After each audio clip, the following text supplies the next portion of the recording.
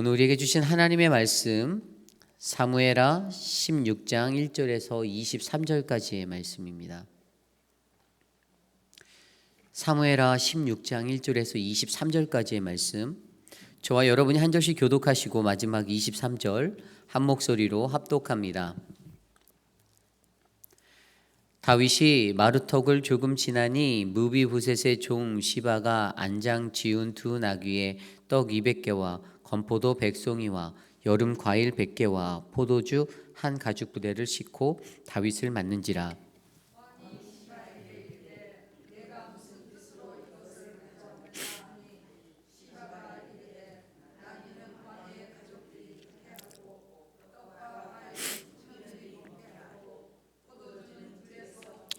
자들에게 마시게 하려 함이니라. 왕이 이르되 내 주인의 아들이 어디 있느냐 하니 시바가 왕께 아뢰되 예루살렘에 있는데 그가 말하기를 이스라엘 족속이 오늘 내 아버지의 나라를 내게 돌리리라 하나이다 하는지라. 왕이 시바에게 이르되 무비보셋에게 있는 것이 다 내 것이니라. 시바가 이르되 내가 절하나이다. 내 주 왕이여, 내가 왕 앞에서 은혜를 입게 하옵소서 하니라.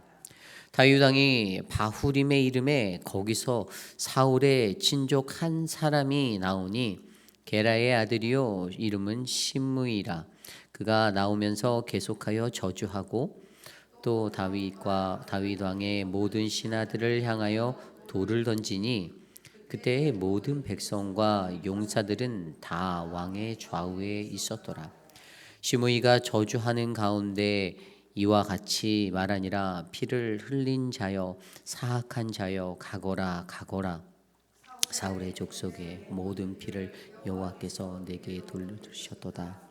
그를 이어서 내게 왕이 되었으나 여호와께서 나라를 내 아들 압살롬의 손에 넘기셨도다. 보라, 너는 피를 흘린 자므로 화를 자초하였느라 하는지라. 수르야의 아들 아비새가 왕께 여짜오되 이 죽은 개가 어찌 내 주 왕을 저주하리이까? 청하건대 내가 건너가서 그의 머리를 베게 하소서 하니 왕이 이르되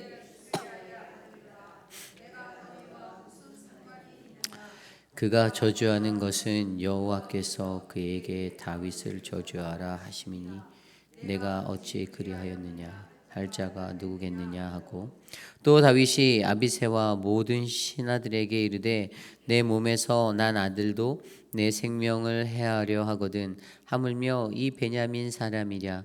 여호와께서 그에게 명령하신 것이니 그가 저주하게 버려두라.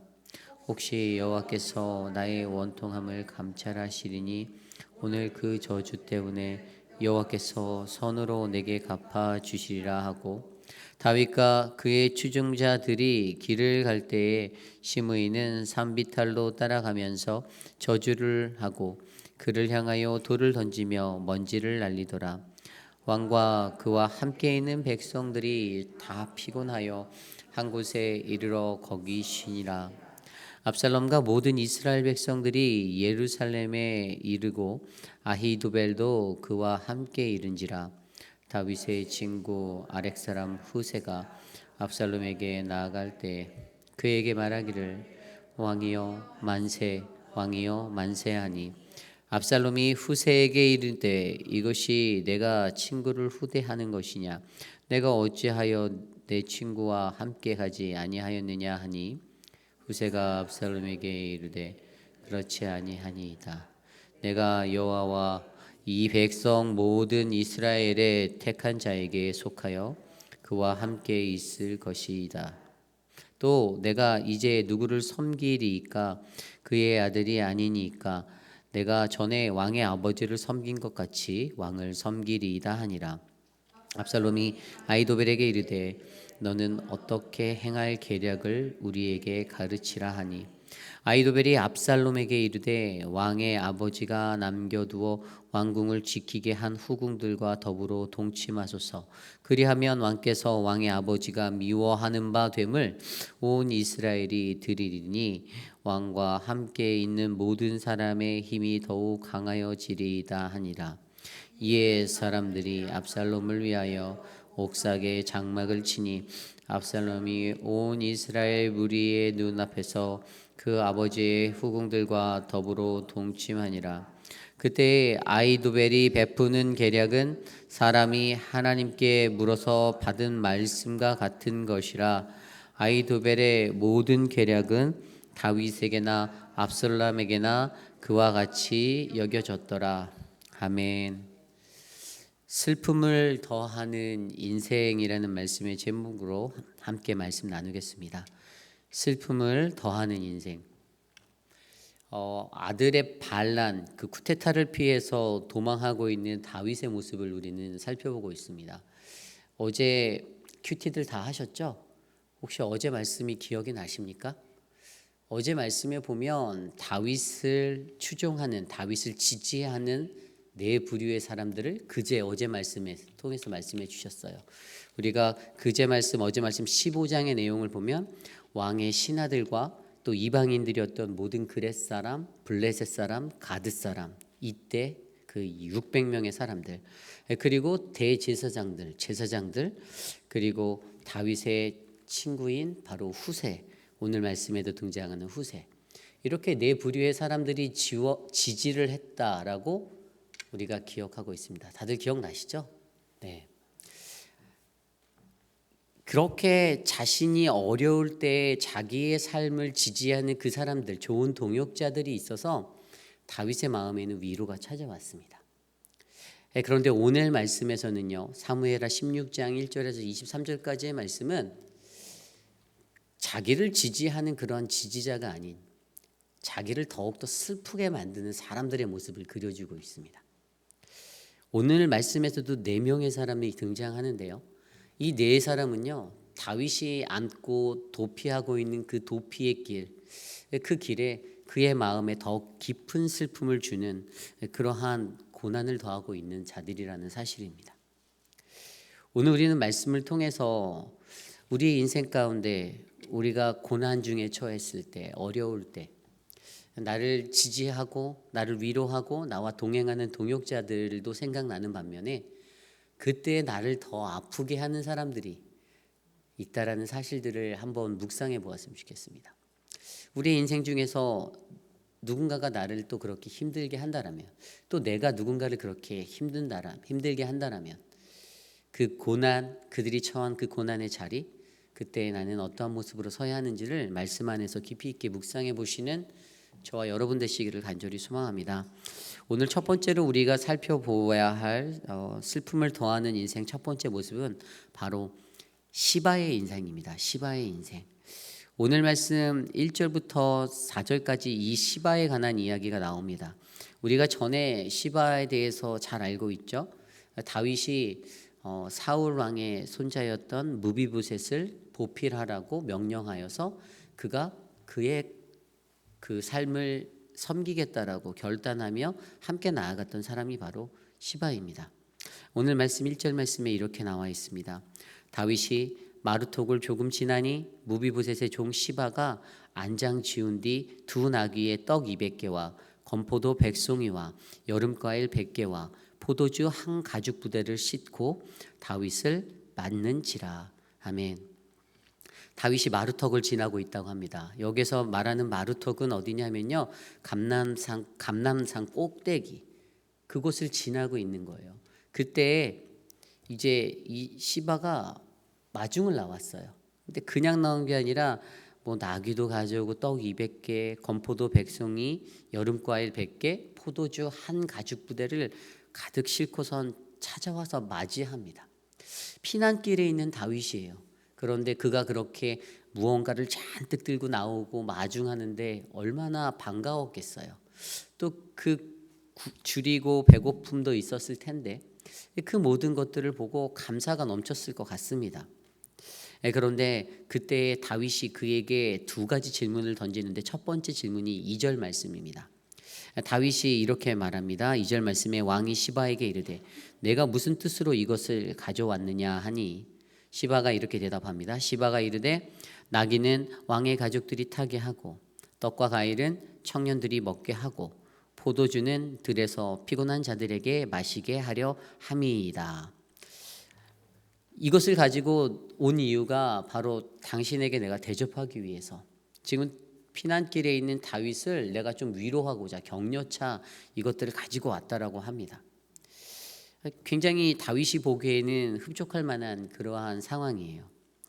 그런데 우리가 여기서 자세히 들여다보아야 하는 것은 그 다음 질문입니다. 3절 말씀에 그가 이렇게 다시 다윗이 질문합니다. 왕이 이르되 내 주인의 아들이 어디 있느냐 하니, 무비보셋이 어딨냐라고 물어보는 겁니다. 내가 보필해야 될 왕이 어딨냐. 그런데 여기서 이제 문제가 발생하죠. 그가 어떻게 대답합니까? 그 뒤에 이르기를 왕께 아뢰되 예루살렘에 있는데 그가 말하기를 이스라엘 족속이 오늘 내 아버지의 나라를 내게 돌리리라 하나이다 하는지라. 그가 말하는 이것이 거짓말인 것을 우리는 알고 있습니다. 거짓입니다. 그가 뭐라고 말합니까? 무비보셋이 이제 자기 할아버지의 상속되었던 모든 재산을 내가 다 돌려왔고 이 나라의 권세가 나에게 돌려질 거다라고 말하고 다닌다라는 것입니다. 그런데 사실 무비보셋을 우리가 잘 알기에 그는 그러한 자가 아니었습니다. 그는 어떤 왕권을 찬탈하기 위해서 자신의 야망을 세우려고 노력할 수 있는 처지가 아니었습니다. 그에게는 장애가 있었죠. 그래서 다리가 절름발이었지 않습니까? 그리고 그를 동조하고 그를 따르는 사람들도 없었습니다. 그런데 오늘 시바는 다윗 왕의 환심, 자기가 그에게 호의를 얻기 위해서 그냥 이러한 거짓말을 일삼으며 자기의 주인을 아주 그냥 나쁘게 모함하는 그러한 인생을 살고 있다라는 것입니다. 그래서 다윗이 왕이 시바에게 이르되 4절입니다. 무비보셋에게 있는 것이 다 내 것이니라 하니라. 시바가 이르되 내가 절하나이다 내 주 왕이여 내가 왕 앞에서 은혜를 입게 하옵소서 하니라. 여기에서 우리가 이 시바라는 사람을 통해서 다윗이 슬픔을 얻게 되는, 더 깊은 슬픔에 빠지게 되는 것은 무엇입니까? 그것은 거짓 증언을 통하여서 무비보셋이 왕위를 찬탈할 것이라는 그러한 어긋나고 잘못된 소식을 통해서 지금 자기의 아들이 자신의 왕권을 찬탈하려고 그래서 쫓겨가는 그에게 더 큰 걱정과 근심, 염려를 심어주고 있다는 것입니다. 이것을 한마디로 쉽게 정리하면 이렇게 얘기할 수 있죠. 무비보셋은 왕위의 찬탈 소식을 통해, 거짓된 소식을 통해서 다윗의 고통을 더하는 인생, 그래서 이익을 위해, 자신의 이익을 위해 거짓으로 살아가는 인생이다라고 설명할 수 있습니다. 그렇습니다. 우리도 인생을 살 때 나의 이익을 위해서 거짓말을 할 때가 있습니다. 내가 조금 더 유리한 자리에 가기 위해서 있지도 않은 말, 남이 하지도 않은 말 지어낼 때도 있습니다. 그것을 사실인 양 말하고 환심을 사는 것. 그러한 인생이 어떻게요? 도피 중에 있는 다윗의 삶에, 고난 중에 있는 그의 삶에 더 큰 슬픔과 걱정과 근심을 더하여 주었다라는 것, 슬픔을 더하는 그 인생이 되었다라는 것을 우리는 발견하게 됩니다. 시바라는 사람은 종이었습니다. 그의 주인이 무비보셋을 잘 보필해야 될 책임과 의무가 있었습니다. 그런데 그의 인생은 그러한 것보다는 아마 여러 가지를 계산하고 왔을 거예요. 자기가 다윗이 지금 도피한다는 얘기를 들었을 때 그의 계산은 압살롬이 아무리 해봤자 다윗 왕을 이길 수 없다라는 것까지 계산이 서 있었을 것입니다. 그렇기 때문에 그가 감람산 꼭대기로 그를 마중하여 나갔을 때 이것저것 다 짊어지고 가서 그에게 환대를 베풀며 그의 환심을 사려고 노력했던 것 아니겠습니까? 수많은 계산으로 살고 있는 그의 마음 속에 자신의 이익을 위해 거짓을 덧붙이며 살아가는 그의 인생. 어찌 보면 이 시대를 살아가는 저와 여러분, 연약한 우리들의 모습이 이러한 모습일 수가 있습니다. 인간의 관계 속에서 나의 이익을 위해서 어떤 말이 아닌 다른 말로 그것들을 포장하고 거짓을 말하는 것. 그래서 혼란을 주고 헷갈리게 하는 것. 혼란을 받으니까 다윗이 어떻게 됐습니까? 다윗도 혼란해졌어요. 경황이 없는 그가 더 혼란하게 됐어요. 그래서 무비보셋의 것이 네 것이다라고 경솔한 판단을 하게 만들었지 않습니까? 다윗도 오히려 여기서 경솔한 판단을 하게 되었어요. 그러한 잘못됨이 바로 이 시바라는 사람이 있었다라는 사실입니다. 이것이 오늘 슬픔을 더하는 인생 첫 번째 모습, 시바의 모습입니다. 시바는 자신의 이익을 위해서 거짓으로 살아갔던 인생입니다. 그것을 통해 다윗의 생각을 흐리게 만들고 경솔하게 만들었습니다. 저는 저와 여러분 우리 모두가 이 땅에 살아갈 때 고난받고 있는 이들을 더욱더 슬프게 하는 인생이 아닌 그들을 격려하고 위로하는 인생이 되기를 간절히 소망합니다. 오늘 두 번째로 우리가 살펴볼 사람은요, 시므이라는 사람입니다. 오늘 말씀 5절 이후에 나와 있는 14절까지의 말씀에 등장하는 인물이 바로 시므이입니다. 오늘 5절 말씀에 이렇게 나와 있죠. 다윗 왕이 바후림의 이름에 거기서 사울의 친족 한 사람이 나오니 게라의 아들이요 이름은 시므이라. 그가 나오면서 계속하여 저주하고. 여기서 바후림이라는 곳은 아까 다윗이 섰던 마루턱, 그 감람산 꼭대기, 근데 거기에서 꼭대기를 지나 넘어서 내려오다 보면 요단강으로 가는 길목에 위치한 곳이 바로 바후림이라는 곳입니다. 이제 산에서 내려오고 있는 거예요. 그런데 그때 누구를 만났습니까? 시므이라는 사람을 만났는데 이 사람은 사울의 친족이었습니다.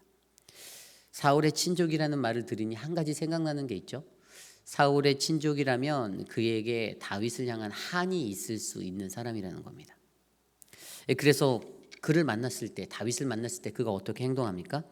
그냥 만나는 순간부터 계속 나오면서 저주를 하는 거예요. 그리고 또 6절 말씀에 보니까 신하들을 향해서 다윗을 향하여 돌을 던진다라고 하였습니다. 돌도 던지고, 그리고 이 뒤에 그 이후에 나오는 시므이의 저주의 내용 7절부터의 말씀, 시므이가 저주하는 가운데 이와 같이 말하니라 피를 흘린 자여 사악한 자여 가거라 가거라. 옛날 성경에 보면 여기 비루한 자여 이렇게 표현하거든요. 이 비루하다라는 말이 무슨 뜻이냐면 아무짝에도 쓸모없는, 무익한, 아주 쓸모없는 자, 왕에게 대하여 이렇게 막말하는 거죠. 막말 퍼레이드를 하면서 돌을 던지고 저주를 퍼붓고 갖고 있는 그냥 안 좋은 말이나 안 좋은 말은 다 하는 겁니다. 그러면서 8절에도 사울의 족속의 모든 피를 여호와께서 내게 돌리셨도다. 그를 이어서 내가 왕이 되었으나 여호와께서 나라를 내 아들 압살롬의 손이 넘기셨도다. 보라, 너는 피를 흘린 자이므로 화를 자초하였느니라 하니지라. 얼마나 강한 저주와 모든 저주를 다 동원해서 그에게 퍼부었으면 그것을 통하여서 옆에 있던 다윗을 호위하던 스루야 아들 아비새가 저 녀석을 내가 처치하오리까라고 물어보게 되었다는 것입니다. 여기에서 시므이를 나타내는 가장 좋은 표현은 한을 품고 저주로 살아가는 인생입니다. 남에게 한을 품었습니다. 다윗에게 한을 품었어요. 그런데 그 한을 품었기 때문에 가는 곳곳마다 저주를 퍼붓습니다. 아주 안 좋은 얘기만 계속 하는 겁니다. 그랬더니 이것을 대할 때 또 다윗의 태도가 어떻게 보입니까? 아까 앞서서 시바라는 종을 대할 때는 그도 혼미해져서 어긋난 결정을 내렸잖아요. 그래, 무비보셋의 모든 재산이 네 거가 되라 이렇게 말했었는데 오늘 여기서는 또 이제 정신을 바짝 금방 또 정신을 차렸어요. 하나님 중심으로 그의 삶을 대변하고 있어요.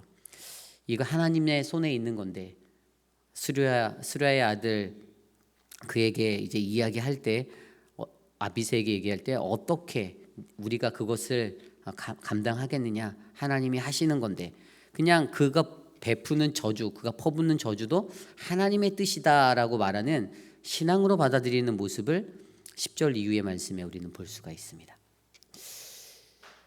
오늘 시므이의 인생은 어떠한 인생입니까? 자신이 갖고 있는 한, 그는 아마 혈통주의 가운데 굉장히 놓여 있었던 사람이에요. 가문과 혈통, 지연 이런 것에 묶여 있었던 사람이었을 것입니다. 사울 왕 일가라는 그 프라우드가 자기 안에 있었고 자신의 일가들을 몰락하게 만들었던 다윗에게 한을 품고 하루하루를 살았던 사람이었습니다. 그러니까 그로 살았던 인생은 어떻게 해요?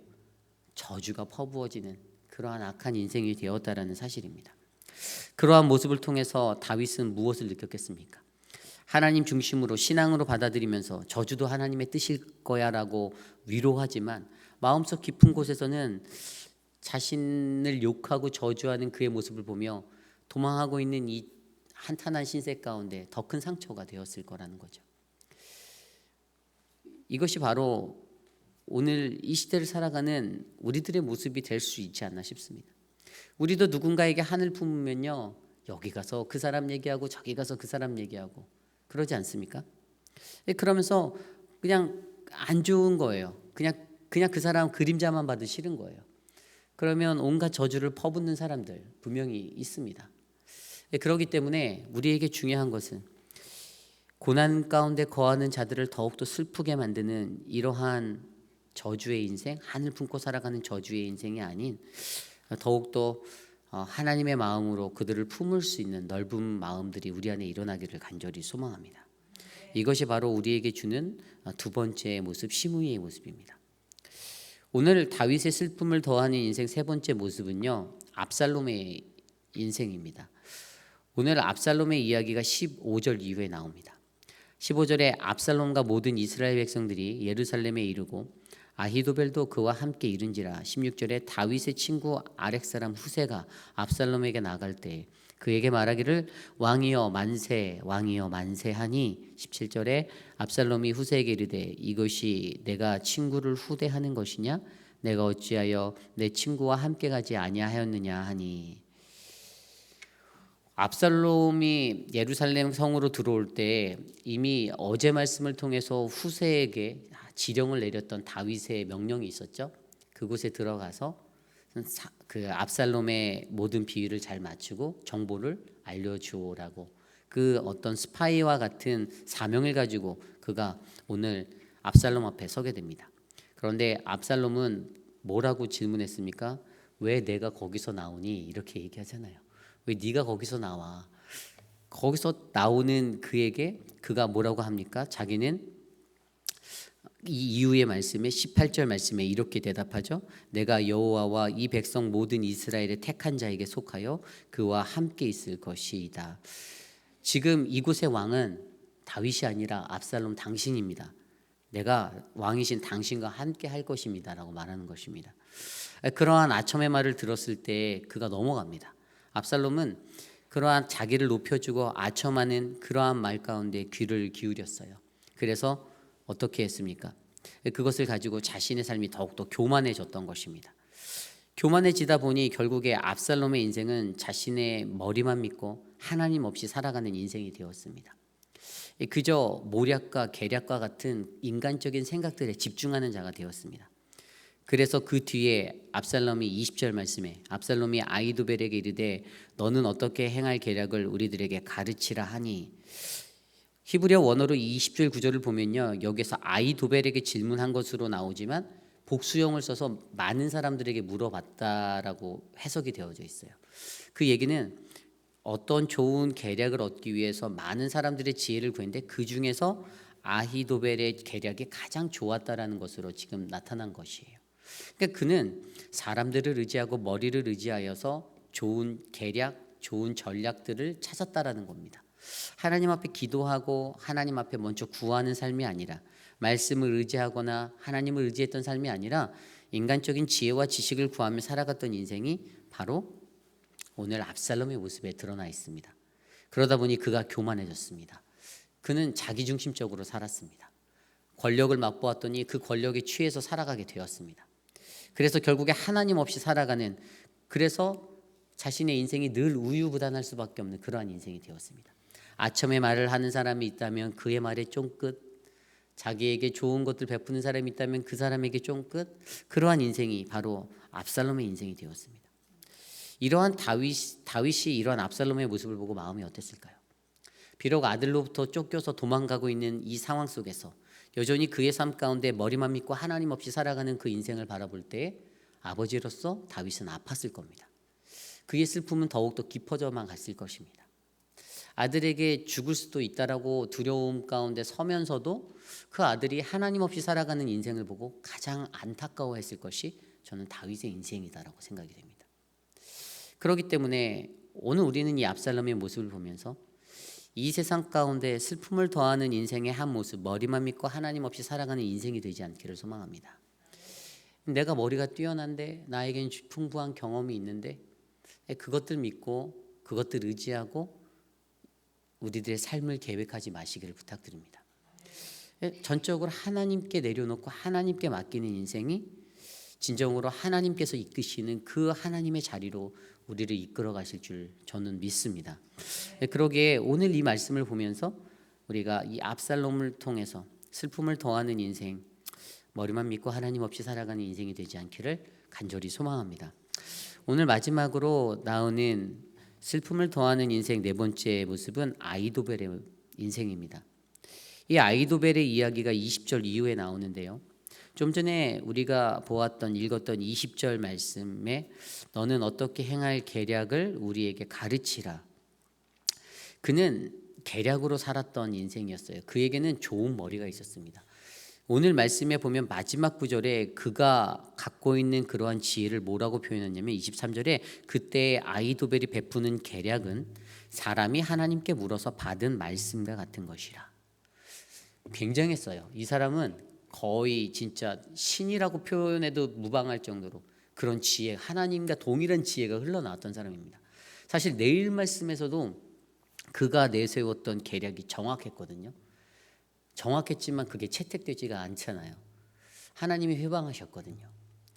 그런데 그가 늘 이렇게 전략적으로 좋은 참모로서 왕의 옆에 있을 때, 다윗 왕의 옆에 있을 때도 좋은 지략을 냈고, 오늘 이렇게 압살롬과 동행하며 그에게 지략을 낼 때에도 그가 제시하는 것 하나하나는 굉장히 큰 놀라움을 줄 수 있는 지혜가 되었습니다. 오늘 그가 어떠한 계책을 내세웁니까? 아이도벨이 21절 아이도벨이 압살롬에게 이르되 왕의 아버지가 남겨도 왕궁을 지키게 한 후궁들과 더불어 동침하소서. 그리하면 왕께서 왕의 아버지가 미워하는 바됨을 온 이스라엘이 들으리니 왕과 함께 있는 모든 사람들의 힘이 더욱 강하여지리이다 하니라.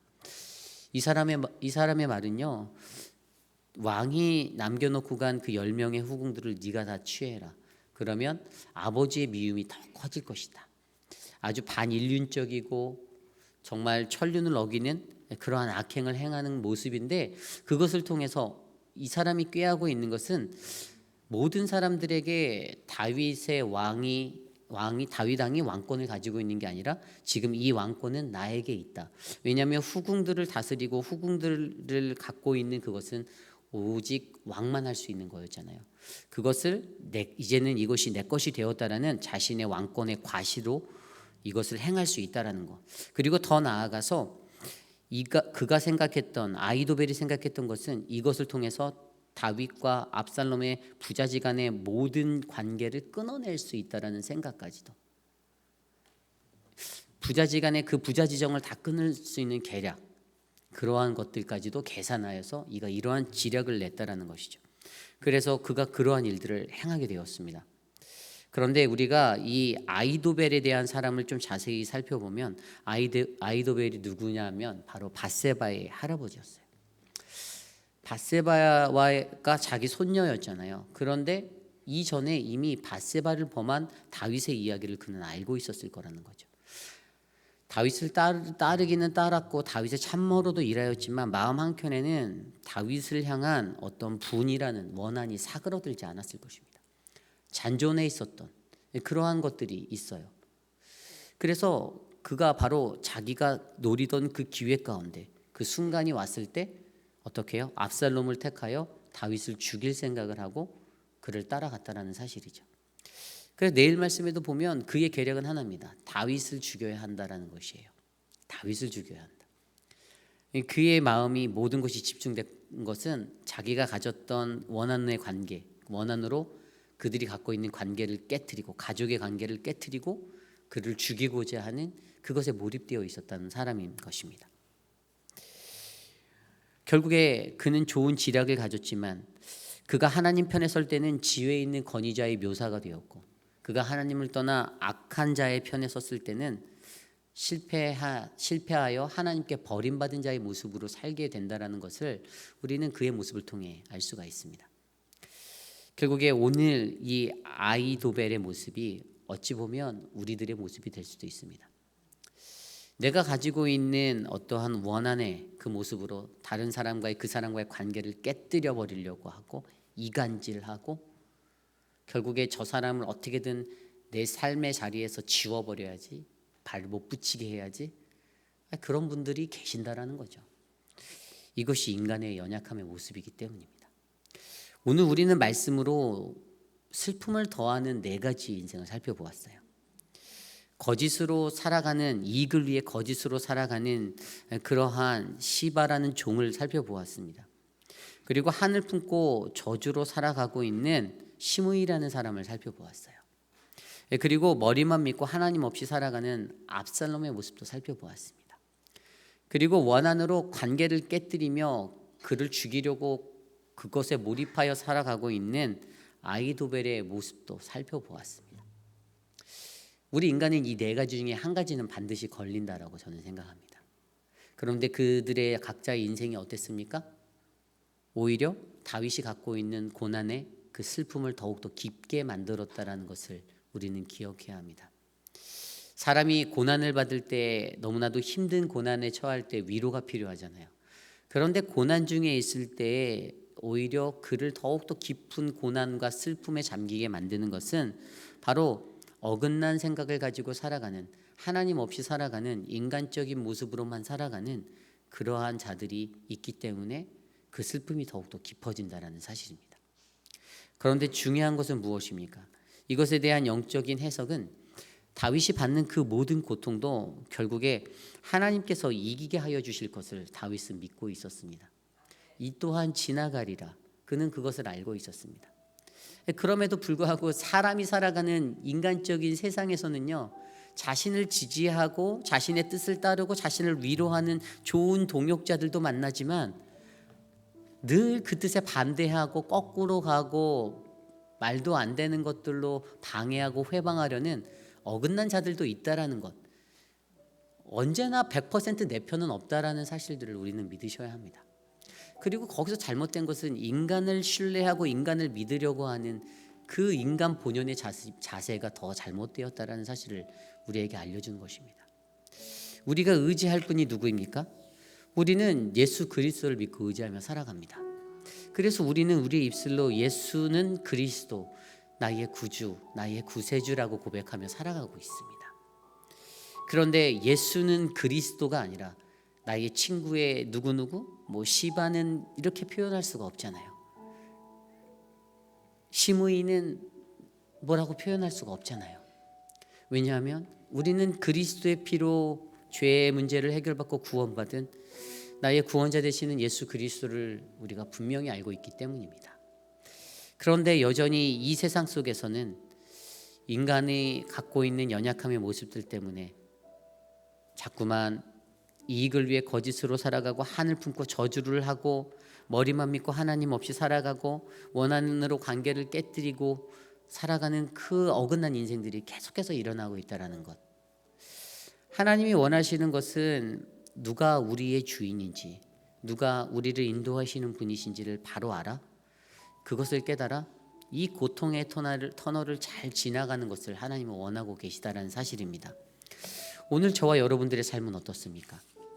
우리의 삶 가운데에도 고통이 찾아올 때 나를 위로하는 분들이 있겠지만 나를 더욱더 힘들게 하는 분들이 있을 때가 있습니다. 그러나 한 가지만 기억하십시오. 하나님은 늘 견딜 만한 아픔을 주시는 하나님이십니다. 그래서 이것 또한 반드시 지나가고 이것을 통해 하나님이 우리에게 얼마나 소중하고 얼마나 귀한 분인지를 더욱더 깊이 있게 깨달아 아는 거룩한 인생이 되기를 간절히 소망합니다. 오늘 말씀 가운데 함께 이 찬양이 생각났습니다. 예수로 나의 구주 삼고 성령과 피로써 거듭나니 이 세상에서 내 영혼이 하늘의 영광 누리도다. 함께 찬양합니다.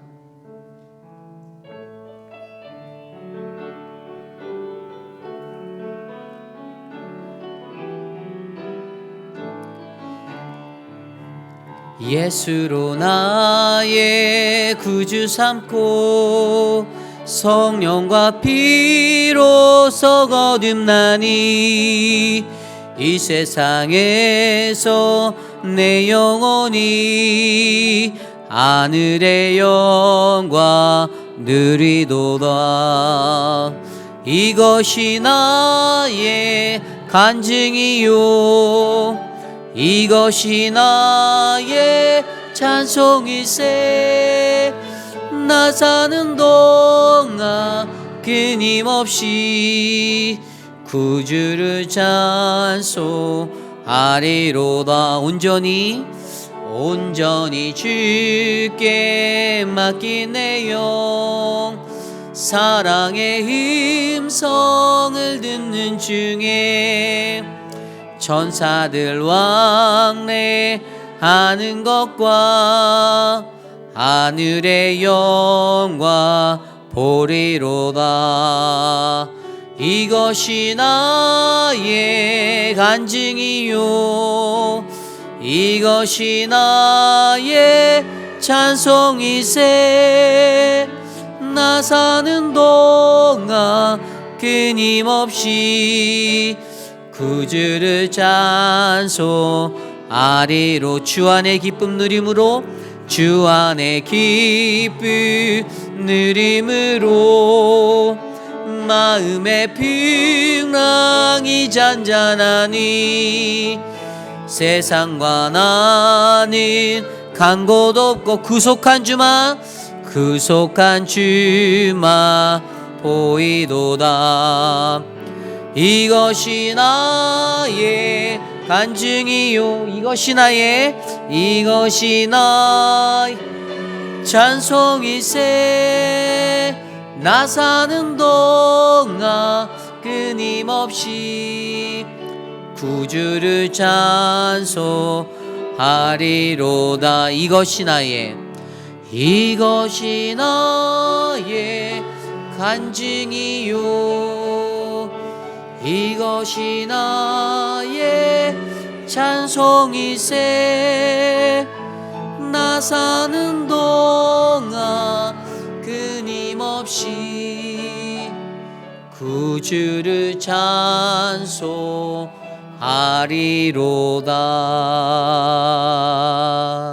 아멘.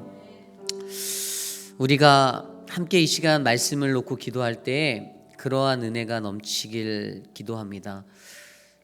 인간은 누구나 고난당할 수밖에 없잖아요. 죽을 때까지 고난당하는 인생이 인간의 삶 아니겠습니까?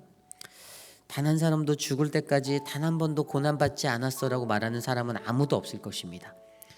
그런데 우리가 거하는 이 고난 가운데 분명히 나를 지지하고 나를 지원하는 동역자들이 있는 반면에 어떻게 해서든 나를 깎아내리고 나를 무너뜨리려는 그러한 악한 세력도 있다라는 사실을 반드시 기억하셔야 합니다. 그것은 사단이 원하는 것이에요. 그런데 우리가 좀 더 넓은 영의 원리로 바라보면 그 사단의 자리도 사단의 일하심도 하나님의 주권 아래 행해지는 것이라는 사실을 우리가 바로 알아야 합니다. 그래서 우리가 이것을 넘어갈 수 있는 거예요. 우리가 이것을 뛰어넘을 수 있는 이유, 우리가 이것을 견뎌낼 수 있는 이유는 그 영적인 원리를 올바르게 이해할 때 우리가 이것을 피해낼 수가 있는 겁니다. 결국에 사람들은 자기의 이익을 위해 거짓으로 살아가는 인생, 그래서 한을 품고 저주로 살아가는 인생, 자신의 머리만 믿고 교만하여서 하나님 없이 살아가는 인생, 원한으로 관계를 깨뜨리고 그 사람을 죽이려고 하는 그 인생, 그렇게 달려든 인생, 그러한 무리들이 반드시 있지만 믿는 한 사람 한 사람에게는 그들 또한 뛰어넘을 수 있는, 그 고난도 이겨낼 수 있는 다윗처럼 회복하고 승리할 수 있는 그 믿음의 삶을 우리가 살아내기를 간절히 소망합니다. 과연 나는 어떠한 사람입니까? 나는 이 땅에서 슬픔을 더하는 인생입니까? 아니면 나는 이 땅에서 누군가에게 격려가 되고 위로가 되는 좋은 동역자의 인생입니까? 사람을 사람의 말로 위로한다라는 것이 정답이 아닙니다. 아무리 따스한 말, 아무리 그 사람의 귀에 듣기 좋은 말 100번 던져도 그 안에 예수 그리스도 없고 하나님이 계시지 않으면 우리는 꽹과리와 같은 그냥 말이 되는 것뿐입니다. 믿는 이들에게 가장 중요한 것은 믿음의 교제함, 성령의 교제함, 성령의 영으로 깨닫고 영으로 반응하는 그 삶이 우리에게 있어야 됨을 기억하십시오. 그래서 내 사람 만들려고 하지 마십시오. 그냥 하나님 중심대로 살아가면 그게 다 좋은 동역자가 되는 겁니다. 중심에 하나님이 없기 때문에 자꾸만 사람들 관계 계산하고 이 사람이 떨어져 나갈 것 같은데 저 사람이 떨어져 나갈 것 같은데 염려하고 그렇게 살아가게 되는 것입니다. 오늘 우리에게 말씀하십니다. 이것 또한 지나가리라, 이 고난도 지나가리라. 함께 우리 이 시간 하나님 내 삶을 지켜주십시오. 함께 기도합니다.